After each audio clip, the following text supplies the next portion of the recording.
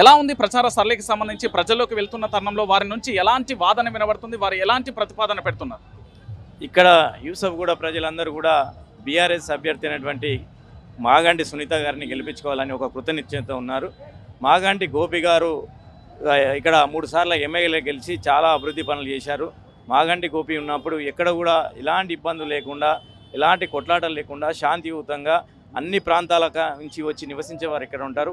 ఆంధ్ర ప్రాంతం నుంచి కావచ్చు, అండ్ నార్త్ ఇండియన్ కావచ్చు, అండ్ తెలంగాణ అన్ని ప్రాంతాలకు కులము మతము భేదం లేకుండా అన్ని కలిసి ఉండే ప్రాంతం లాంటి అందరినీ పీస్ఫుల్గా ఉండే లాంటి ప్రాంతంలో మాగంటి గోపీనాథ్ గారు చూసుకున్నారు. కేసీఆర్ నాయకత్వంలో 10 ఏళ్ళు అద్భుతంగా ఇక్కడ డెవలప్మెంట్ జరిగింది. అదేవిధంగా శాంతియుతంగా ఎవరి పనులు వాళ్ళు చేసుకొని బతుకుతున్నాం అనే ఒక భావన ఉంది. ఇప్పుడు వచ్చిన కాంగ్రెస్ అభ్యర్థి ఇక్కడ రౌడీయిజం గుండాయిజం చేసి అఫ్తాలు వసూలు చేసే కల్చర్ ఉన్నటువంటి అభ్యర్థి కాబట్టి వాళ్ళ కుటుంబానికి అటువంటి నేపథ్యం ఉంది. అది ఒకటైతే, రెండోది 2 సంవత్సరాలుగా కాంగ్రెస్ ప్రభుత్వం వచ్చి నుంచి రేవంత్ రెడ్డి సర్కార్ అన్ని రకాలుగా ఎక్కడ కూడా అభివృద్ధి చేయకుండా, హైదరాబాద్లో ఒక మట్టి కుప్ప కూడా తీయకుండా, మురికిలు మనం చూస్తున్న మురికి కాలువలు కానీ ఏది కూడా క్లీన్ చేయకుండా హైదరాబాద్ను ఇమేజ్ని చాలా డ్యామేజ్ చేసిరు అనేది భావన ప్రజల్లో ఉంది. కాబట్టి ఖచ్చితంగా కారు గుర్తు కొట్టేసి గెలిపిద్దామని. అంటే మీ ఒంటిపై ఉన్న టీషర్టు పార్టీ రూపొందించిందా, లేదా ప్రజల నుంచి వచ్చిన వాదనను ప్రజల్లోకి తీసుకెళ్లేదానిక, ఓటు బ్యాంకు కోసం?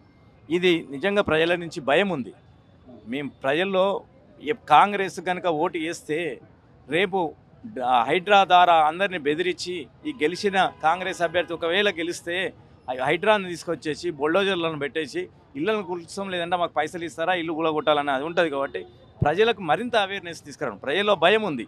ఆ భయం ఓట్టుకోవాలంటే మీరు కారు గుర్తుకోయండి, లేదంటే బుల్డోజర్ వచ్చేసి మీ ఇల్లు కూల్చే ప్రమాదం ఉందని హెచ్చరిక చేయడానికి, మళ్ళీ ప్రజలను ఎడ్యుకేట్ చేయడం కోసమే మీ అందరం కూడా ఈ టీషర్ట్లు వేసుకోవడం జరిగింది. అంటే రాష్ట్ర వ్యాప్తంగా కూడా 14 సంవత్సరాల ఉద్యమం, 10 సంవత్సరాల ప్రభుత్వం, దాని తర్వాత వచ్చిన తొలి ఉప ఎన్నిక అంటే బీఆర్ఎస్కు కలిసి వచ్చే అంశం.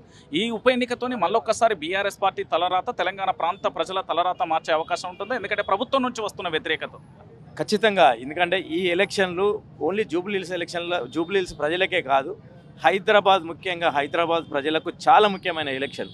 ఎందుకంటే ఈ కాంగ్రెస్ ప్రభుత్వం 2 సంవత్సరాలు అయింది. కాబట్టి ఈ 2 సంవత్సరాల్లో హైదరాబాద్ ఇమేజ్ ఎక్కడో ఆకాశం అంతా ఉంటే ఇప్పుడు అంతా నేల మీదకి వచ్చేసేసింది.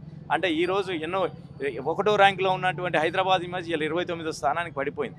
అన్ని రకాలుగా ఎక్కడ చూసినా కూడా హైదరాబాద్ ప్రజలు వ్యాపారంలో కావచ్చు, విద్యారంగంలో కావచ్చు, అండ్ ఎడ్యుకేషన్ మన దీంట్లో నిరుద్యోగులకు ఉద్యోగం